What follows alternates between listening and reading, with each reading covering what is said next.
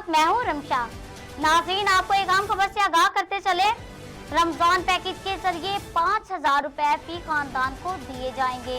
40 लाख खानदान और 2 करोड़ अफराद मुस्तफीद होंगे।